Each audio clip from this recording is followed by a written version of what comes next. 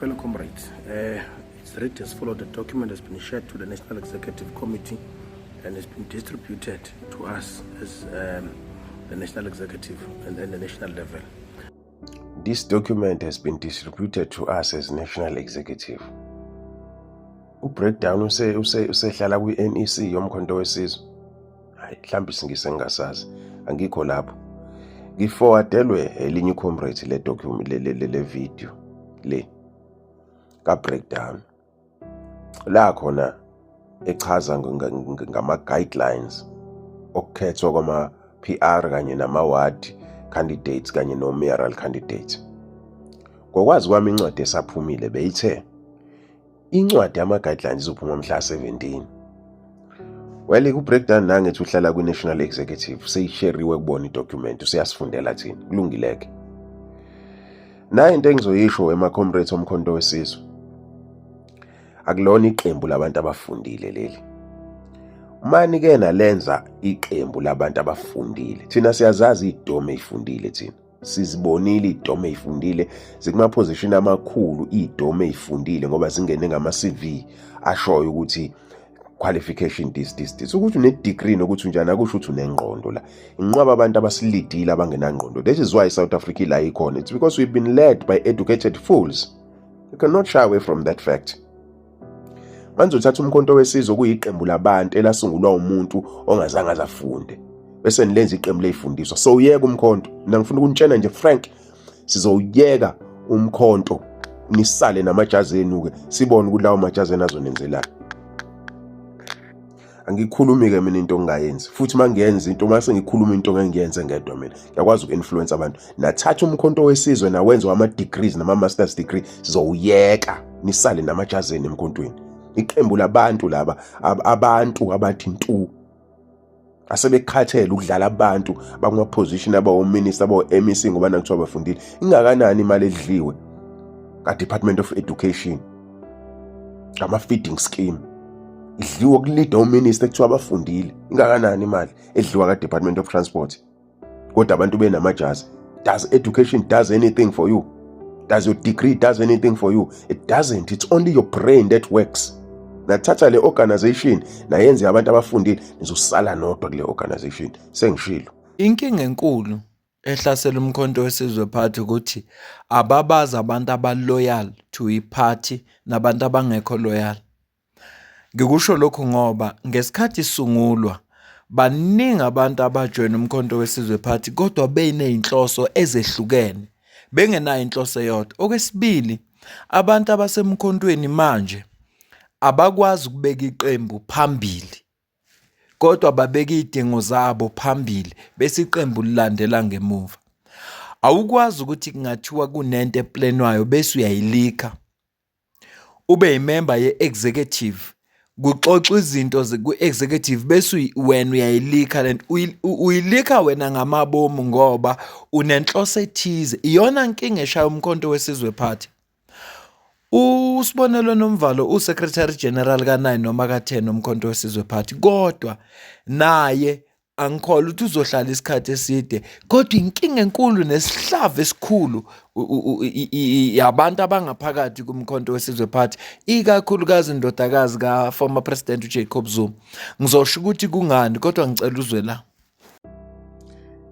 Yazi le video eyenziwe breakdown ekhuluma ngama guidelines ama candidates omkhonto wesizwe yenza ngenze le video le ngenza manje ngingathanda ukuyenza kodwa ngizoyenza ngoba ngiyawuthanda umkhonto. Abanye benu nje sekuyacaca nje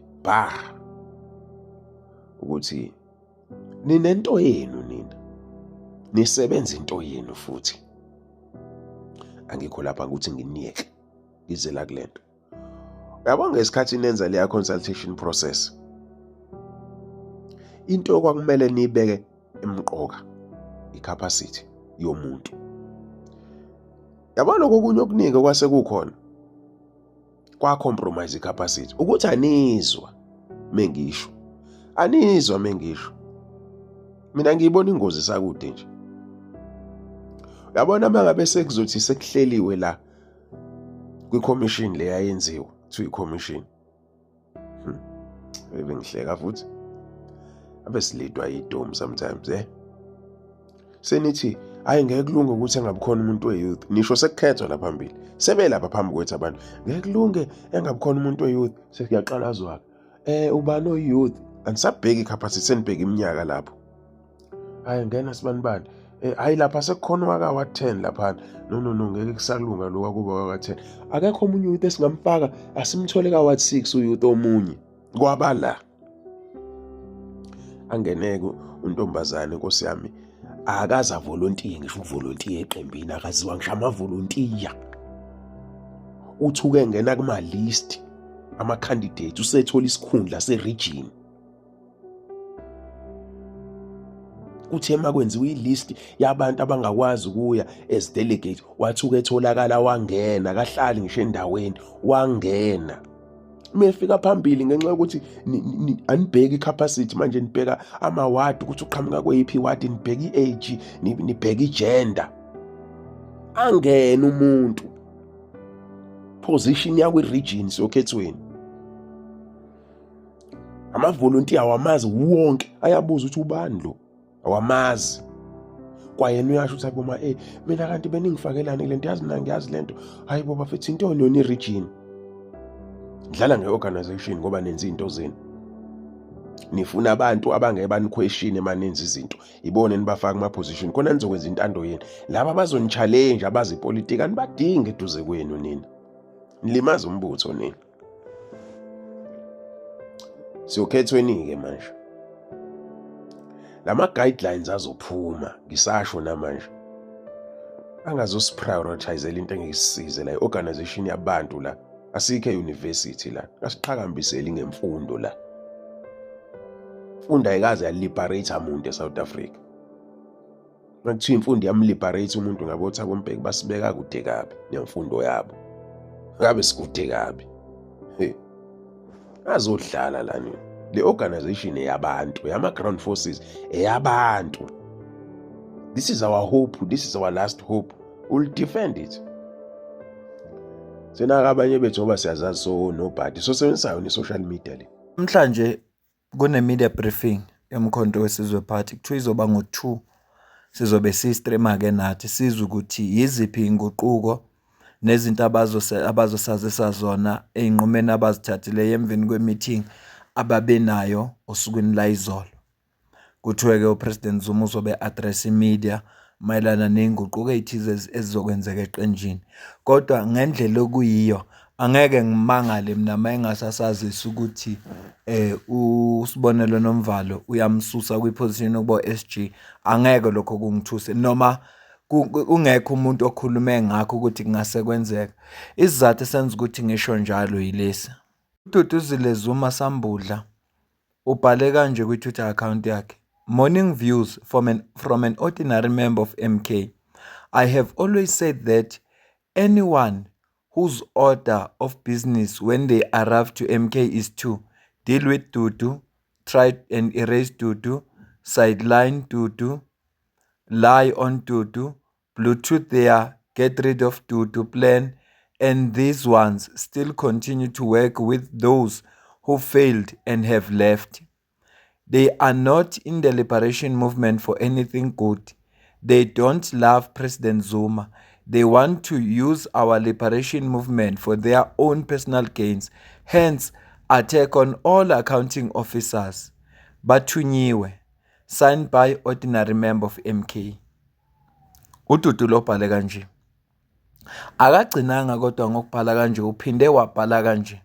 Kusho ukuthi kunomuntu omsendela imessage ku-WhatsApp efundeka kanje, "Your SG is busy sending voice notes to my friend from Sunday World, Setume, to push the story of that so-called Russia investigation." Zokhumbula ukuthi kunodaba elwake lavela ukuthi kunabantu abathathwa labasiwe eRussia abathi bahamba ngoDuduzile okugcina engenela uhulumeni wakuleli izwe ukuthi babuye. Kodwa manje lo muntu uthi u-SG uthumela ama-voice note kwi-Sunday World ukuthi abaliphushe le story lesi salolu daba ne-investigation yase-Russia.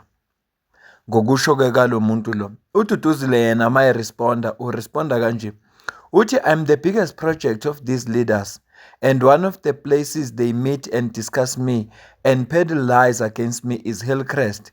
Go deeper, Papa. Ilonke isingene impi ngaphakathi komkhonto wesizwe party. Okubuhlungu yingoba abakwazi ukuxazulula indaba zabo kahle njengabantu abakhulile nabadala, kodwa inkinga zabo bazixazulula through social media. Lokho kwenza ukuthi izitha zawo umkhonto wesizwe party uthokoze. Kwi-media briefing edlule, uSecretary General umkhonto wesizwe party ukhulume ngodaba lwaseMpumalanga nanokuthi bazolisingatha kanjani. Nge-16 June, uPresident Zuma bekaseMpumalanga. Bekungagcwele nokho. UbeseMpumalanga njengoba usuku lwentsha. uMary Pardee, ngaphambi sifike uDuduzile, uMary Pardee ubhale kanje: Dankie Mpumalanga. I knew you will not disappoint me. It was not worth it. It was important to play politics. But they are here to mark me and I am ready. Take your popcorns and eat. Olela yena no mfana litsamai awuna bathu mfana awuna bathu yabona empty very empty man very empty now very empty man awudi bese bamu rejectile mina Deni bamu rejectile Zuma mfo nakumo site yinyi mara awudi bese Mhla ka-17 uDuduzile ubhale kanje: This was MK first rally in Mpumalanga, Mkhondo. No budget or resources. People funded. Approximately 15k people. President Zuma and leadership received well. What an historic day for MK's first rally in Mpumalanga. Open quotes. Hide nothing from the masses of our people. Tell no lies. Expose lies whenever they are told. Mask no difficulties, mistakes, failures. Claim no easy victories. Close calls by Amilcar Cabral. By said just a view from an ordinary member of MK Party. Commanders, we see you. We see you. Amanda. My name is Dudu Grenade Zuma. Myself and Comrade Jack are founding members of MK. Even though some want to make us just ordinary members today, but that's okay. I want to encourage you all to keep supporting our comrades Jack, because we see what's happening and they want to erase all the hard work you've done. So I'm happy to see the youth and that continue to support him. We're here, we will come anytime you need us. Like Comrade Tay said, we are now family, we are Limpopoans, we belong with you guys. And we thank you for receiving us all the time and for inviting us. And also I want to encourage you to not be Yonke inkinga ekhona emhlabeni noma yipi, ayikho inkinga yakalungiswa ngempi, ayikho inkinga yakalungiswa ngokuthi kubhalwe kujikelwane ngamagama ku social media, kodwa yonke inkinga ekhona ilunga mzukwane kwahlalwa phansi kwakhulunywa. Noma ngathiwa konakele kuphi, kodwa kuhlala phansi kukhuluma. Futhi iqiniso ke lihle ngento eyodwa, liwumanqoba. Ngiyazi ukuthi lona esikhathini esiningi liba yintandane, kodwa uma likhulunyiwe liwukuphila. MK Party funeka izixazulule lezi inkinga. Uma uDuduzile kukhona ngeneme ngakho eqenjini okwenziwa ama-leader, akaqonda ama-leader, ikhulunywe indaba. Unalo ilungelo lokuveza umbono wakhe njengelunga lomkhonto wesizwe party. Utho kwakhe kulula kakhulu ngoba usondele kakhulu kupresident ngenxa ukuthi ubaba wakhe. Angakwazi ukufinyelela kunoma ubani. Bakwazi ukuthi aveze ukungenami kwabo, lidinga idudaba ilungiseke. Uyabona kube ngumeluleki wabo, bengizothi kubo anikho ready ukuthi ningangenela ama-local government elections nisenje. Ngoba nifuna abantu base South Africa banethembe nge-service delivery. nisahlula uku-organize indlini be in order, nizokwazi na ukuphatha the public funds ngoba kuza nama-challenges wakho. Manje mawusho kanjalo kwabanye abantu kuba sengathi uyadi-campaigning iqembu ekubeni usho iqiniso ukuthi uma kusenje, uma izimpi zabo besazilwa ku-social media abakabi ready ukungenela ama-local government elections. Ngiyazi ukuthi kungokokuqala iqembu lomkhonto wesizwe party lizoparticipate kuma-local government elections ngoba lona lasungulwa ngomhla ka-16 December 2023 langenela ama-general elections aye ngomhla ka-29 kuMay 2024. Ngakho-ke kungokokuqala bezoparticipate kuma-local government elections, kodwa uma besenje abakakulungeli. Uma nje besenje, uma kuzothi i-executive ikhuluma indaba ilikhe leyo nto leyo ayikhulumayo, ilikhele kumuntu onjengo-Breakdown ongesiyingxenye ye-executive, azi izinto futhi asho izinto ezi-accurate ezenzekayo, kulibekaphi iqembu? Kulibekaphi? Nanginoduduzile kuyabonakala ukuthi kunempi ekhona phakathi kwakhe no-Secretary General. Asikakezwa lutho oluvela ku-Secretary General noma asitshela nje ukuthi uDuduzile oyi-ordinary member njengawo wonke umuntu. Kodwa kukhombisa ukuthi kunempi ekhona ngempela ngoba nayi ne-WhatsApp khona abashoyo. Asazi noma uyakwenza na, ngeke phela simkhulumene. Kodwa kuthiwa ngesilungu there are two sides to every story. So njengoba singakalizi uhlangothi lwakhe angeke siphawule kakhulu ngalokho. Angibambe le video. Mina nawe bese sidibana kwe-video elandelayo. Ngiyabonga.